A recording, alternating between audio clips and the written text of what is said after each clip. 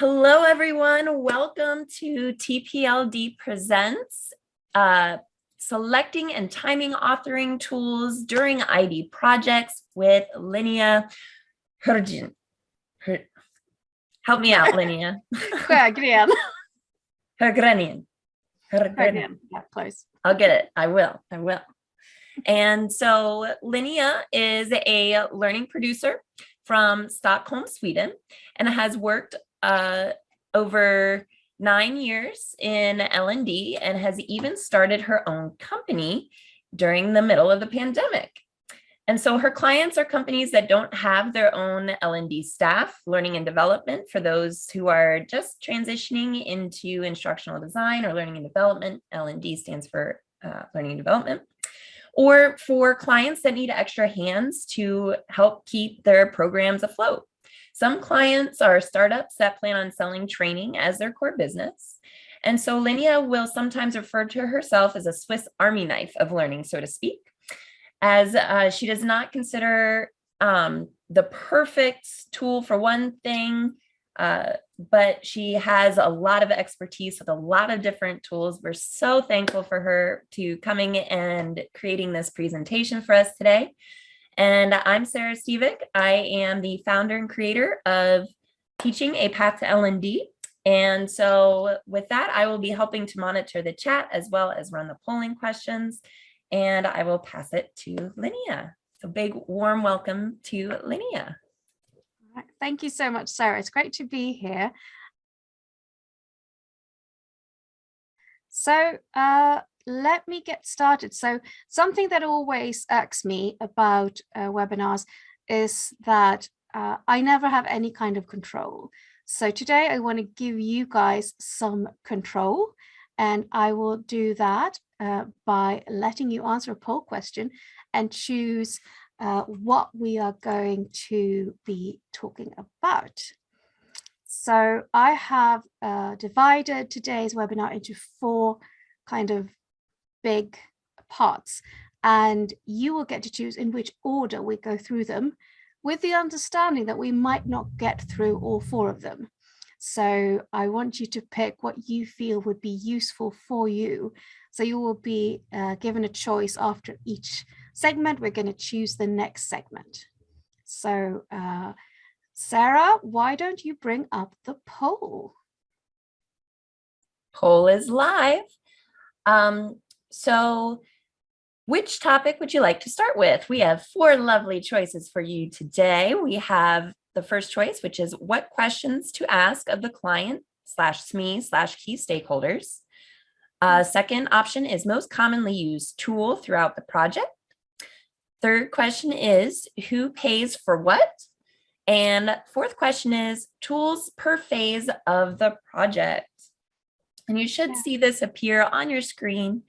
We have about 15% of answers in at the moment. So we'll give another moment or 2 so that we can get some additional votes in there. If you haven't already voted. Okay, so some people in the chat are saying that they don't see the poll. Are you on your phones? Because you don't, and that's why you don't see the poll? It might be because I'm on the new Zoom. So if you don't see the new poll, go ahead and drop your answer into the chat after I do this. Okay, go. Those who are able to see the poll, tools, please. The options are what questions to ask of the client /SME/key stakeholders, most commonly used tool, who pays for what, and tools per phase of project. And Linnéa did put those up on the screen. So it looks like at the moment, we'll go ahead and close out the poll. And from just the poll results themselves, seems what questions to ask. But in the chat, we had quite a few for the second option as well. And it seems that we had quite a few votes for tools per phase of the project. So for the sake of time, let's go ahead and start with what questions to ask of the clients, me, and stakeholders, and then we'll re-vote again here at the next junction. Yeah, all right. So let's do questions to ask. So I think this is one of the biggest things, right? Because when you get into a project, any project, asking the right questions is the key to everything, not just choosing the right tools. But when it comes to tools, especially for me, because I work with different clients, it's really important to me to understand what this client needs and what, not just what's their graphic profile, but, what do they expect? What do they need? What do their learners need? So if we just go into it, I always start with the goals. So the learner goals, the objectives for the course. So usually I'm kind of, I would say that a lot of my clients find me a bit annoying because I do demand that they give me the goals before I produce anything. And that's, they don't love that. But I'm like, well, how am I supposed to create something if I don't know what the goal is? Like, I don't understand what I'm creating. You can't just give me lots of content and say, well, this needs to be turned into an e-learning, or this needs to be a classroom course. I'm like, okay, but why? And so a lot of the questions I will ask when it comes to that is along the lines, because sometimes they can't tell me, like they don't understand.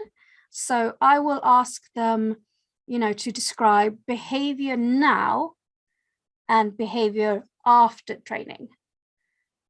And we will do that in sort of scenarios. So we'll talk about the audience and we'll say, okay, so say you're working at, I don't know, customer service department. What are they doing? How are they working now? And once they've gone through this training, what would you like the difference to be? So instead of just making them, set goals, because that's kind of, they usually turn out kind of weird anyway. I really want to know, before and after, like, where do you want this to lead? So I will ask questions in that way, especially if I find that they don't know. And this can actually take quite a while in a project, because I usually need to come back to this because I get answers that are not helpful for the process. And so that's, I guess, where I'm, not the easygoing consultant that just goes like, yeah, okay, just give me your PowerPoint and I'll fix it. I'm like, no, I need to really understand what's going on and why we're doing this. And I mean, to me, I think, asking the why of a project is always a good thing to really get to the bottom of, to understand what it is you're creating for. And so participants, if you want to go ahead and drop in the chat, maybe some of your favorite questions to ask as well, while Linnéa is going over some of hers, and I will read those once we get to that part. Yeah, that's great. Let's keep going. So once we get to sort of the goals, I will move on to looks and feel. So this is something I feel like, I wouldn't say this is necessarily a beginner's mistake, because I know a lot of people who've worked for a really long time that still do this, but there are styles of how you make it look, and that actually matters, and that does affect what tools we would use to do it. So for this presentation, you will notice that I have this sort of doodle style animation, right? And so I will just carry that through my entire presentation. I would not mix that with other things necessarily, but let's look at some other looks we could be using. So here are some versions of the same thing, right? But some of these are flat vectors, some of these are the vectors that have the outlines, and then there's just the black with no background. Now, I would never mix these. You get to pick one and you stick with one. Okay, that's just, and so another option would be, this is from Create Studio. It's a 3D character. This is a 2D character, also from Create Studio. This is a Toonly character, your regular icon. And of course, just photography and video, like the real life. And so if I would say, like, what of these would I would choose one of the cartoonish styles, right? So I would not do the doodle and the 3D, but I would absolutely do, say, the 3D, the icon, and real video in a mix. But the reason I want to know this is because what kind of subject or what kind of audience will affect which look we choose. So I'm doing a course on domestic abuse.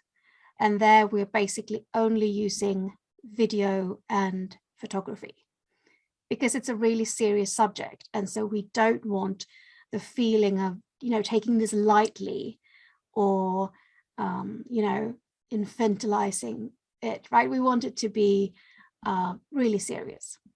Whereas for other courses, we had a request in the chat. Could you please repeat the tools, the sites that you use for the illustration? Yeah, okay. So the doodle icon I drew myself, the 3 different heads are from Flat Icon.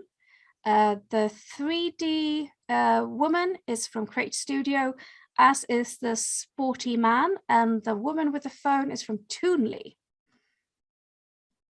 And the picture is of my grandmother's retirement home's garden. Yeah, so that's where everything's from. But so anyway, when you look at this, you need to talk about the look and what the look will say.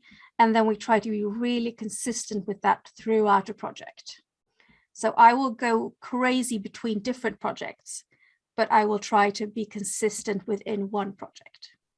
And I think too, to jump in on that a little bit, is making sure that if you do use avatars or you're using people, that they're not floating in space in your project. So make sure that you're creating the environment, or if you cut them off at the waist, they're sit up against a border or whatnot, so that it creates the feel of being within a space physically.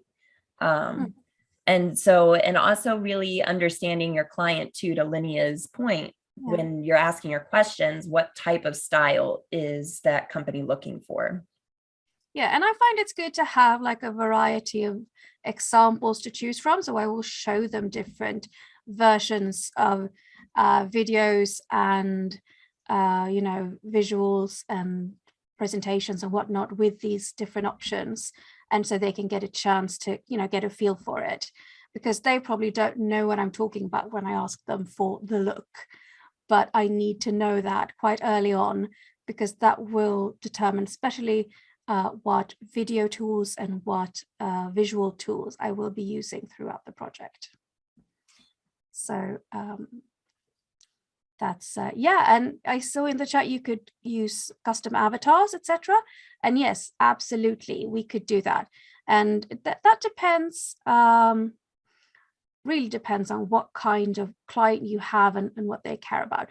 I mean, I don't have an example for Powtoon here, but Powtoon has this feature where you can create your own characters. And that's really useful. And I use that for some clients who do want the sort of cartoon look, but they also want it to look like, their CEO. And so we can create that using that kind of tool. So then there are, let's call them your standard questions that you should never forget to ask. What's the time frame?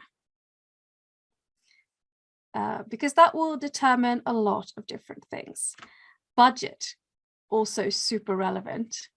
And, there has to be a correlation between this. You can't have, a really large compliance course for a penny, right? You have to pay for, like if you want it quicker, it's going to be more expensive. And then resources. And resources, when I talk about them, is not just like programs and tools, it's also people in the organization. It's not just your subject matter experts. You might need access to other people as well. And they might also have other people who do different kinds of content or communication that will or will not be available for you during the project. And then there's the ambition. So it's good to understand the level of ambition from your client or whoever it is, your stakeholders, right? So what are they visualizing? And as a part of that, I would say it's really important to sort of get a feel for your stakeholders' expectations, because they're the people who are going to be happy or not with your work, right? So if you can figure out what they expect, what they like, You can either challenge that because that's really bad, or you can sort of go with that and try to give them what they want. But it's really good to know. And some of the questions I would ask to understand that is actually their previous experience with, say, if it's e-learning, I would ask them about their previous experience with e-learning, or their previous experience with blended or classroom or whatever. So I want to know, what they envision when they say, we need an e-learning. And then a lot of the times, because I am, an inconvenient consultant, I will also tell them that that's a really bad idea when I know what it is that they expect. So I might tell them like, okay, well, you're referring to, 80s style e-learning, and we're not going to do that. And I like how you said you'll true it back to kind of what they said that their wants and needs are. So kind of the whole purpose of the question of what do you want to accomplish at the end can really work to serve the instructional designer as well. Because when they ask for a specific look or specific, oh, I want to incorporate this element, you can always true back to say, well, when we were discussing the ask of the project, you mentioned X, Y, and Z. And in order to accomplish that, we might have to go in this direction versus this direction because of 1, 2, 3. Exactly. Yeah. And also, I mean, I also ask questions like, because they always want a quiz, right? And I need to understand the why are we having, what's the quiz for? What will we accomplish by having a quiz? I'm not anti-quiz. I just don't believe that X amount of correct answers on quiz is the same thing as they learned this amount of things and now we can be happy and move on with our lives. And I mean, we also talk about things like, what are you doing around this subject apart from just the training? Because that's also really important, because if you look at their expectations when they tell you, the before and after scenarios, sometimes you have to tell them that training is not going to get you there. Like, it's not just something that can be done with training, that then we will need to incorporate leadership. We will need to, have different kinds of follow-up actions. We will need buy-in from these different stakeholders and people in the organization. So it's also about not over-promising the effect of training. And that is really, I mean, if you know what they want, the before and after, it's easier to have that conversation. Because a lot of people have this idea of training, it's not just to tick a box. Everything's going to be fine once everyone's had the training. It's going to solve everything. All our problems are going to be over. And that's not true. It's so not true. It's kind of scary. But because of that, I think it's really important to just, be honest with what you can and cannot, do for them with training. And I think too, you hit the nail on the head as far as, what they might have in their mind as an ideal training. And then after the training happens, this behavior will automatically, enter the workforce, and it'll be rainbows and butterflies and unicorns magically dancing from, one part of the office to the other. When in fact, a lot of times we have this struggle where there's too much information or too much theory of information and not enough practical application. And so that's definitely part of using the tools to show what training can be, and selecting the best tools to do that for your client and for the ask. Yeah. And I mean, I sometimes will tell them, you don't need training at all. Now that's bad business, you would say, right? Because that doesn't pay me any money. But there are scenarios where I'm like, you don't need training, you need an instructional manual, right? You need a two which still needs to be made though. And I might make it, or I might not, because I have more important or interesting things to do with my life. But yes, no, but I mean, sometimes I will, because this is also a thing, right? Because they will tell me, we want them to do things this way, right? The right way. And I will say, okay, well, where can we find the instructions for the right way? Like, where's the manual? Where's the, step-by-step instruction that we will refer to when we train them? And that's be like, no, there's no such thing. lots of companies don't have that. Their source of Yeah. truth, their procedures written down Yeah, somewhere. exactly. And I'm like, well, there's no point in making a training until you have that. Exactly, because the training, and this is something that I know coming from teaching and moving into instructional design that I had to learn, is that training cannot be the source of truth. The source of truth, the content has to come from somewhere else. And ideally that's written down in either guidance documents or a process guide or a manual somewhere that is then taken and translated into the information. Because when you rely so heavily on having the training being the source of truth, especially if you're having different instructional designers working on it, they may take things out or add things in that don't necessarily jive with the initial thought and reasoning behind the training actually being created. So I do think that's important. We got a really great question in the chat a little bit earlier on, which was, do you have a specific tool that you recommend for avatars? And we did get a couple different links in the chat that I am copying down, and I'll send this out as part of an email and follow-up email for everyone, any links or tools that are shared today. But Linnéa, do you have anyone specifically before we move on to our next topic? No, I would say that that is related to look, but I do use, if you like flat icon, you probably use FreePick as well because they're interlinked.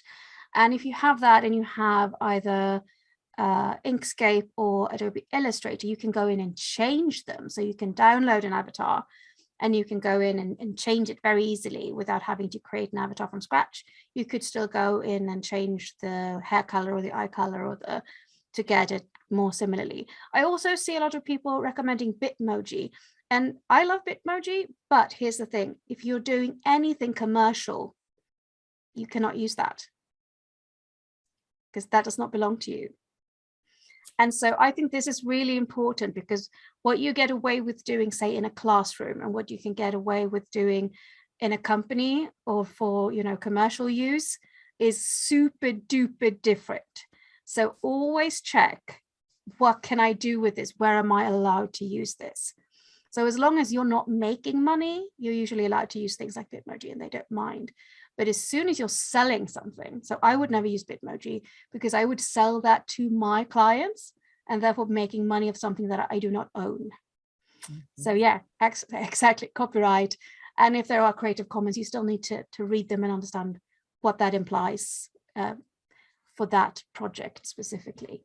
Gosh, great point. So, yes, because I know in the classroom, Bitmoji, that's like our bread and butter. We like to Bitmoji over here, Bitmoji over there. We're like, yeah, party with the Bitmoji, which is great for Bitmoji parties, not so much for avoiding, like lawsuits and like jail and stuff.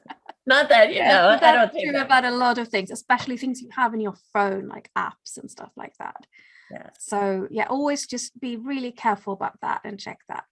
That's why Illustrator is always a good tool to learn, because you can create your own emoji. Here I am going down the emoji train, your own avatars or your own illustrations. And to Linnéa's point, you can just go in and quickly tweak hair color, eye color, or whatnot. As long as you have your base like face shapes and body frames, you can kind of play around. Exactly. And you could also use, so if you look at, I have this little round logo thing up on my screen now.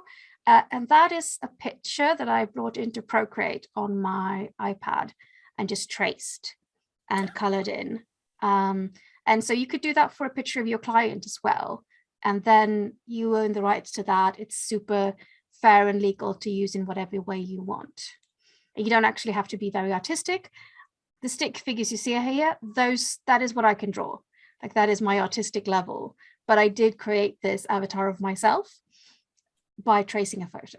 So, and you said Procreate, correct, Linnéa? Procreate is a drawing app for iPad, but you could use any drawing app where you have the option of doing layers, basically. Anything that you could do layers, you could do that. Yeah, like Paint. I know, like on a lot of PCs, it comes with Paint 3D nowadays, and you can get in there and play around and save them as JPEGs and whatnot. And Gravit is a free online program similar to Illustrator. Yeah. Thank you, Gabrielle. As is, I think it's Inkscribe. I think so. Yeah, that's also free. It's open source and it works, and it can open Illustrator files, which is good to know. Excellent. So are we ready to launch our next poll to see what topic we're diving into next? Actually, can I just show you one thing? Because I would love to see one thing. Okay, let's just do one thing, because I just want to show you this picture, because I think some of you have seen this before and some of you haven't. And I try to show my clients this. So it's the good, fast, and cheap. And the thing is, you cannot have all three. That is the most important point here. So why I'm saying this is they need to understand that. So I try to explain this by showing them this. And I also tell them very specifically that if they want it fast and cheap, I'm probably going to walk. Because that is not going to be good quality. And that is not going to be, worth my time or their time. Did you make this graphic? I downloaded this online. There are so many versions of this, but if you Google like fast, cheap, good, you will find this and more explanations to what this is about. But I recommend showing this to everyone because, the middle option does not exist. That's very important to understand. Let's do the poll next. Let's do next because we've already been at it for half an hour. No, we're crushing it.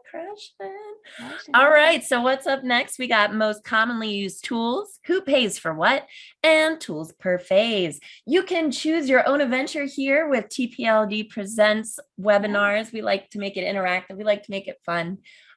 Please go ahead and drop those questions in the chat. I love the interaction of the different links being posted.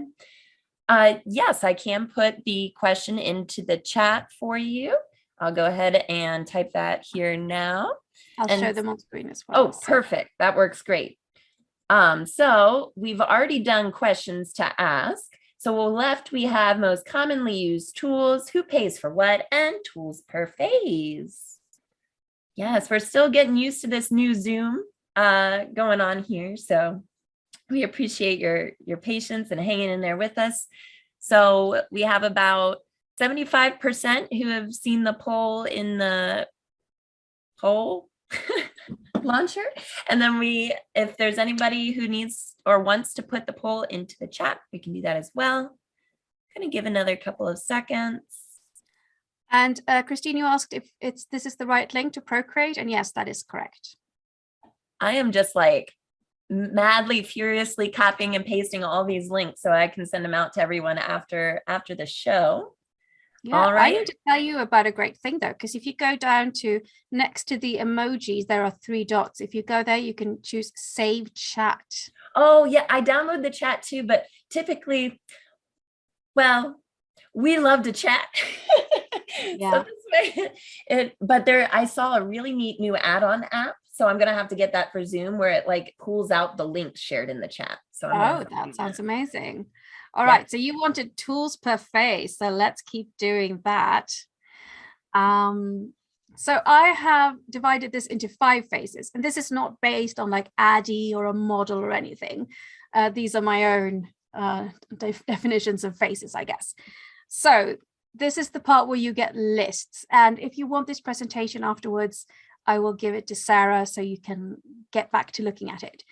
And so the first phase is analyzing, right, and documenting. And so usually what we use here, we have a lot of meetings and we use a lot of questionnaires. And this is where I would post all of the questions that we spoke about earlier as well, right? So this is where we go through all of that. And so tool-wise, it's actually kind of boring.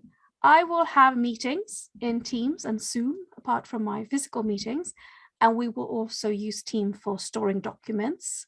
And you can exchange these for any, site that does the same thing or tool that does the same thing. So you could do, Google Meet, you could keep your documents in Google Drive. It really doesn't matter, but you need somewhere to have meetings and somewhere to store your material. And then I use forms, usually Google Forms or Microsoft Forms, but any questionnaire tools will work for me. I find them to be very similar. I've worked with 5 or 6 at least at this point. And if you understand one, you usually understand all of them. So, and then there's a lot of Word document, a lot of PowerPoint, and a lot of Excel files. I love me some Excel. I mean, Yeah. spreadsheets after spreadsheets and the Get color me a coded. spreadsheet. Yeah. Oh yeah. Nothing like a Exactly. good That's how I tracker. get down on Saturday nights. I just So no, but you know, we need to document everything, and sort of I like to be able to refer back, and so that's why a lot of documentation is needed. Linnéa, I have a question. Do you typically, for your analyze and document phase, because you're working with your clients and your key stakeholders and your SMEs, and so you want to take all that back even from like the raw data that you collect, do you typically put that into a slide deck or a graphic of some sort to share with those clients and stakeholders so that they, depending on the project, of course? Yeah, and depending on the client as well, because some of them are really interested and involved, and some of them don't really care, and they don't want to know, and then I won't waste their money on doing that. Absolutely. So, but yeah, I like to have it, easily compiled and understandable somewhere. Because I know in So corporate, yeah. for me, working as part of a big, and that's kind of a good difference that you're going to be seeing here today, is because Linnéa does a lot of freelance contract work, whereas Yeah. my experience is more so large corporation, part of a larger L&D team. And so for the way in corporate, for us, we have to have like 1 or 2 slides that succinctly take all of the raw data and present it to leadership teams or whoever our clients or stakeholders are. So always keep that in mind, depending on who you're working for and what type of instructional designer you're going to be working as. You might have slightly different deliverables that you're going to be responsible for, but I'll say I use the exact same things. Love Google Forms. Slack questionnaires are awesome as well. There's a lot, SurveyMonkey. Lots of different ways to assess. You can get in there and do informal interviews, learner personas. I mean, the world is your oyster, as they say someplace. Absolutely is. And I saw someone said Google Docs is helpful. And I just want to be clear, I use Word. I pay for Office 365, but it doesn't actually matter. Like, I use that because that's where I am quickest, because that is where I'm most comfortable.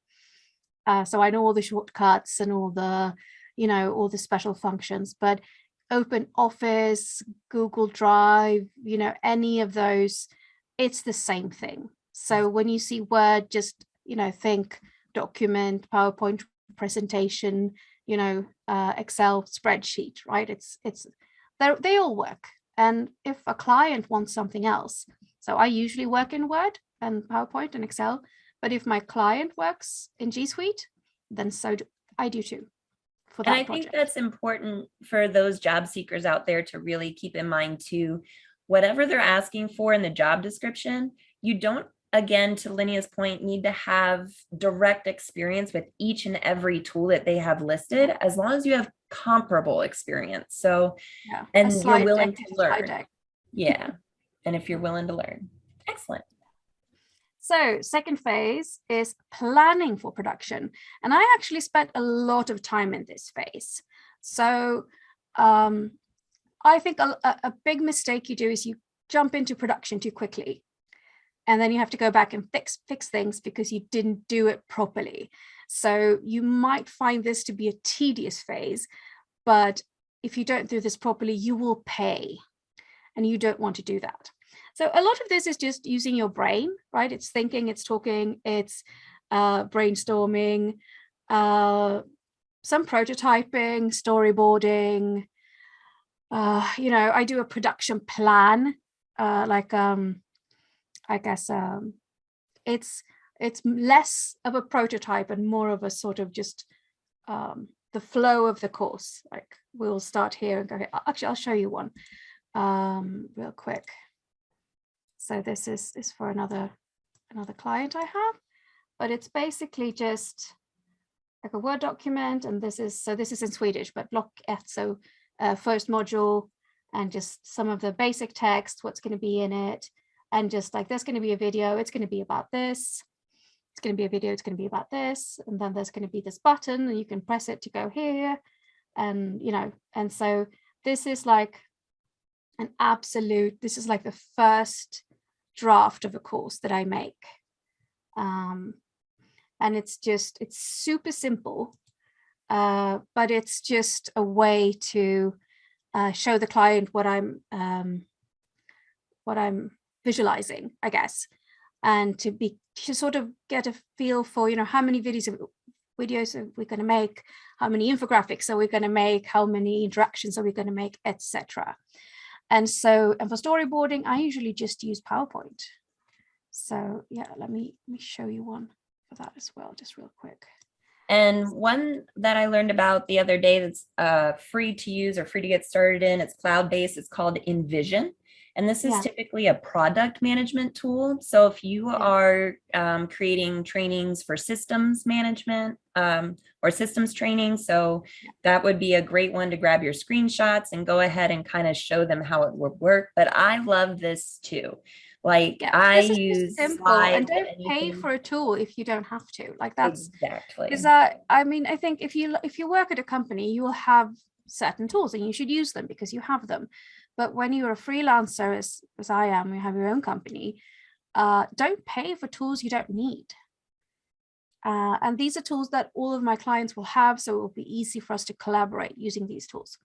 And during this phase, we also choose our production tools and our delivery methods.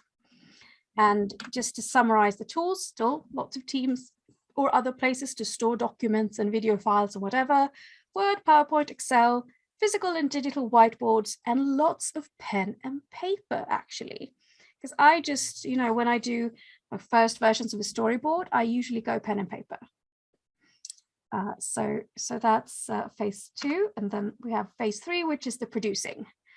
And so I don't produce that much SCORM HTML5 content because a lot of my clients have learning platforms. But I do produce a lot of video and audio. So video is anything then from point and shoot video to sort of acting, like scenes, to whiteboard video, whiteboard animation, or just regular animation. And then audio is everything from just audio files to podcasts, things like that. A lot of images, of course. And we do also some stories, some interactions, the quizzes, the forms, and then just a lot of text, actually. So what you don't think about is even if you're doing lots of video, you still need like tiny pieces of text to sort of glue it all together. I call it glue. And so you need your text to act as a glue between your different kinds of content. So don't underestimate the amount of text you will need to create and put quality into.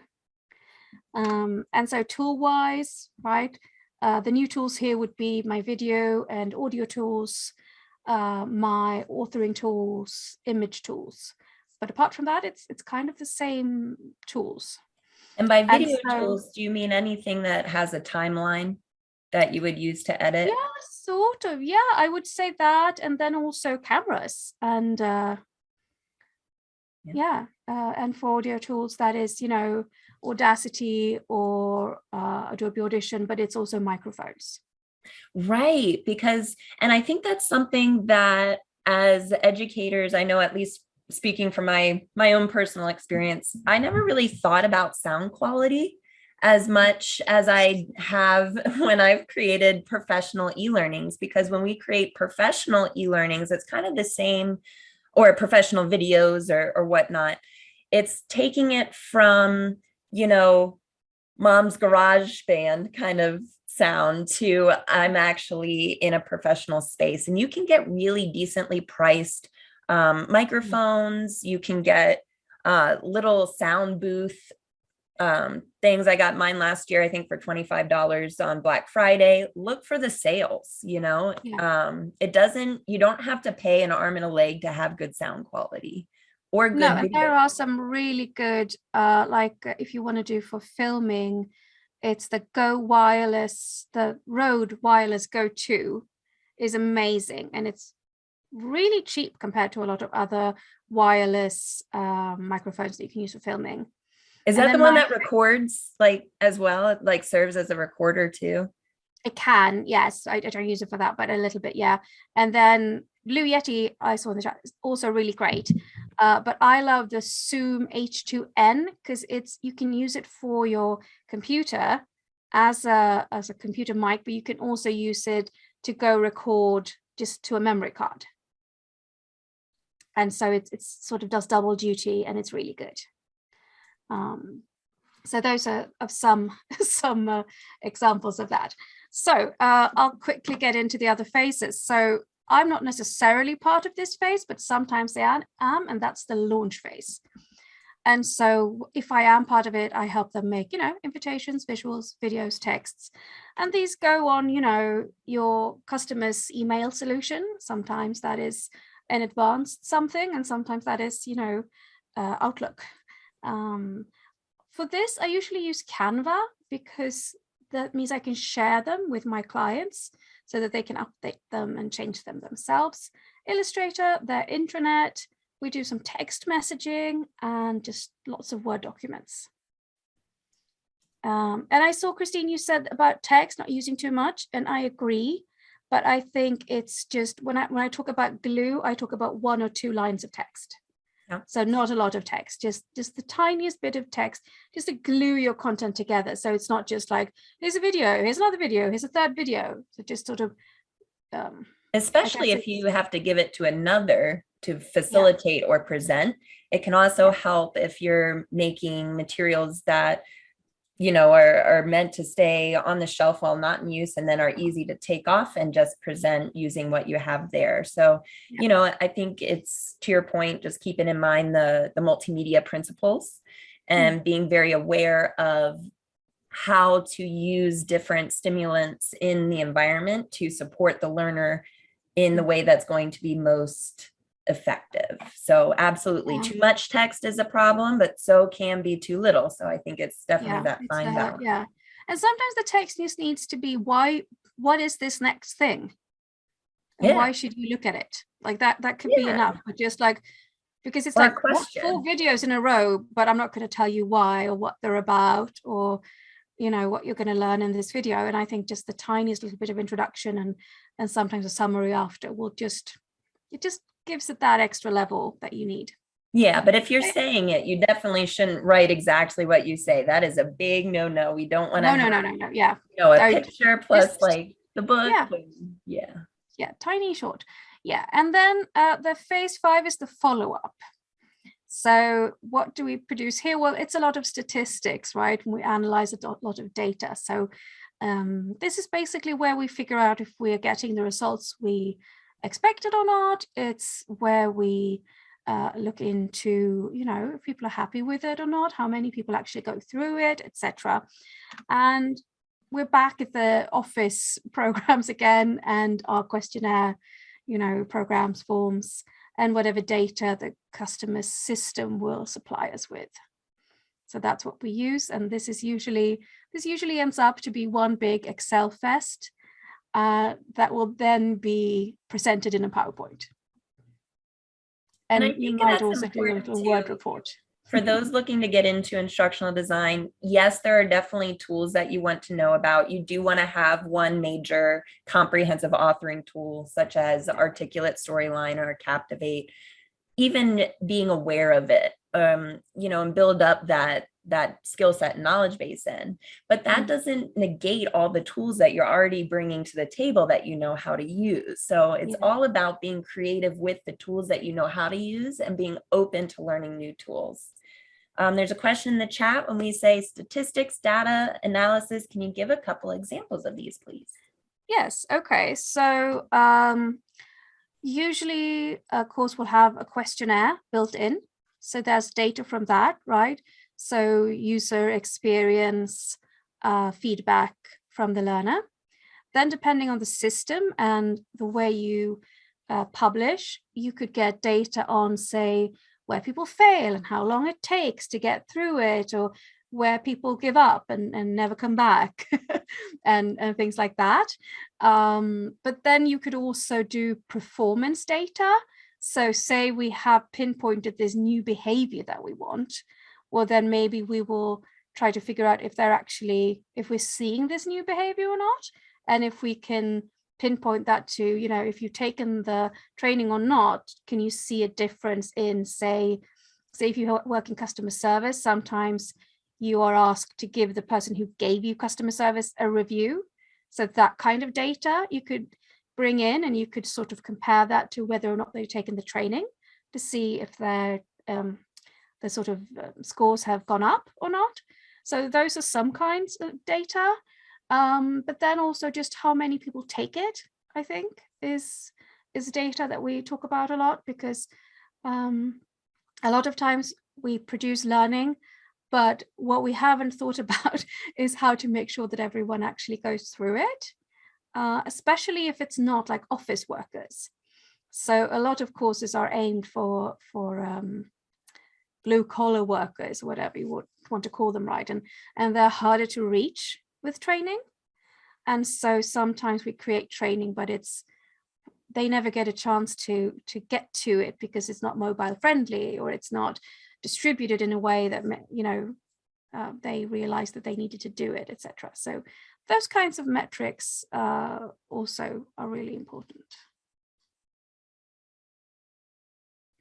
Absolutely. And there was a great question about, do we create those metrics, or does the company, like, where do those come from? And I think it could be both. So there's some that's baked into the e-learning itself, similar to a test or a learner survey, and their idea of how confident they feel in being able to do the skill that the training targeted.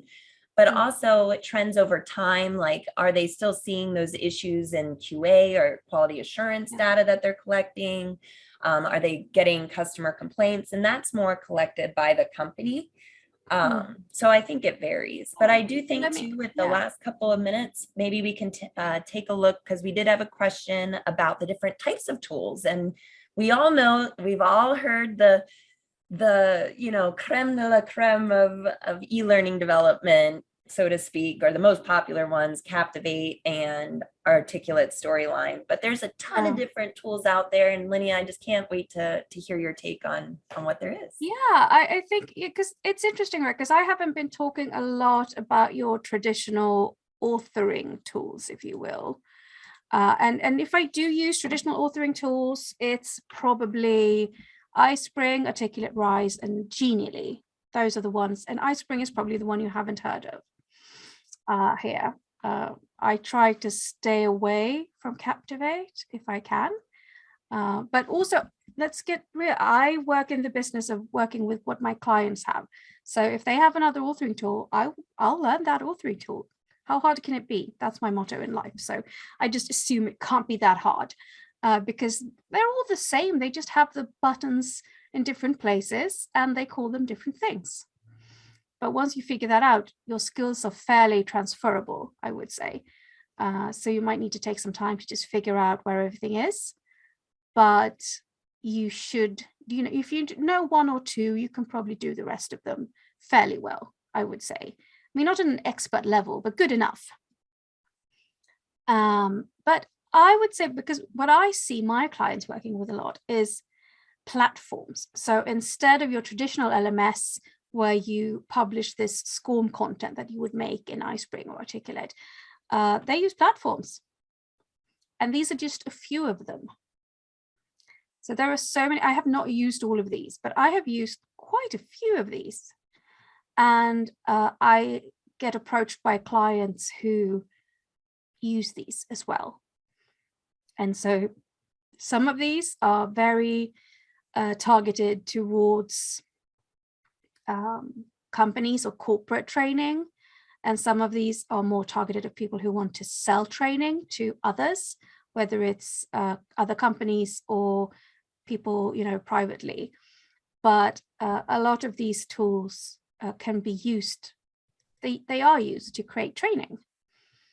And most of them don't require you to create SCORM or HTML5. They just require you to they're basically drag and drop content. So you create modules, you drag, you drop your content. They usually have some built-in tools for creating quizzes and forms and things like that, questionnaires. And very similar to like Canvas or Blackboard, like a content systems management. Exactly. Yeah. And then you also have like the digital adoption platforms too, like WalkMe, where you create content that overlays a SaaS platform. And so this is, for me, I think the important part of bringing in your instructional design expertise of how learning can be most effective, because even though things can be dragged and dropped, to Linnéa, your point made earlier on, not everything needs a question or a knowledge check. Or how do we put it into a scenario versus just making it very theoretical? So just because these tools have built-in ways to create learning, it's so very important to think about how to do that quickly, efficiently, and with the best outcome for the learner and therefore the company. Yeah. Yeah. And I would say, because I don't specifically, so some people have their own company and they're like, I make courses in Storyline, and that's my that's what I do as a freelancer. And so for me, I focus more on sort of content and how to create, I guess, a learning journey or a experience with learning, no matter the platform. So I'm not that specific or fuzzy about the platforms or the tools when it comes to like your traditional authoring tools. Like I will do that if you want that. But to me, it's more of saying like, you know, what would be the best content to convey this message? You know, should it be an interaction? Should it be a video? Should it be text? Should it be a podcast? You know, or should it be a video? Okay, well, should it be your CEO telling you how important this is, or should it be a cartoon explaining this? Or, you know, so I focus more on that because I find that that makes me focus on, you know, what the learners need and what's going to create, you know, the basis, the basic, you know, chance to learn in the first place, because the tool itself does not create learning. It's just a placeholder. It's a receptacle, if you will, for the things you create. So that's never my focus. I just go with, you know, with what my clients have and want already. I love that. I think too, you know, finding your niche and finding what speaks to you is important. And so we need instructional designers of all different types. Some people do specialize in articulate storyline courses specifically. Others, like Linnéa, focus mainly on figuring out what works best for their client and meeting the needs and the end user's goal in a more general sense versus a more niche tool specific way. And then there's people like me who work in corporations and kind of do a little bit of everything too. So, you know, some of the instructional designers that work in my corporation really do just focus on articulate storyline, and whereas others focus only on Adobe Suites, and others, such as myself, do a little bit of everything. So I think it really is important to think about, as you're in the job force, if you're looking for a role, or if you're considering starting a business, really play to your strengths and what you know you can become strong at over time. If it's something that doesn't speak to you, you know, I always love that saying, don't try and fit a square peg into a round hole. You know, you have something to offer. Everyone who brings in any kind of learning foundation, so you know the theories, you know all of the different principles, and you're able to really bring together an effective learning experience. Tools are important, but a tool doesn't matter if you don't have the right user for the tool. So make the tool work for you. If you're trying to work for the tool, it might be best to explore a different type of solution. Yeah. And I think also it's one thing to say, like, these are my basic tools. We're running out of time, so I'm going to stay for a while if anyone wants to chat. But if you have to leave, thank you for joining, I guess. But what I was going to say was, I have like my standard toolbox, right? Like these are the tools that I pay for myself. If you hire me, these tools come with me with the price, right? But then there are the tools that I will buy and learn if you need me to. And that's not really a problem, because I don't feel like I need to be the expert of every tool when I approach a client to do something. I might not necessarily charge them for every hour that I take learning the tool. Sometimes I will. if I can, like I will charge them if I can. But I do feel like it's not wrong to say, you know, I don't already have a tool for this, but I have the vision and we have a shared vision. And so we will find a tool. And that's fine. Absolutely. And we're happy to stay to answer some questions. I am going to go ahead and stop the recording though. Thank you all so much for joining. We will stay, and Linnéa, many thanks to you. Big round of applause for Linnéa coming and sharing her expertise with us. And please come and check out our other webinars for teaching a path to L&D at www.teachlearndev.org or .com, excuse me. Oh. And you are welcome to connect with me on social if you want to. That would be great.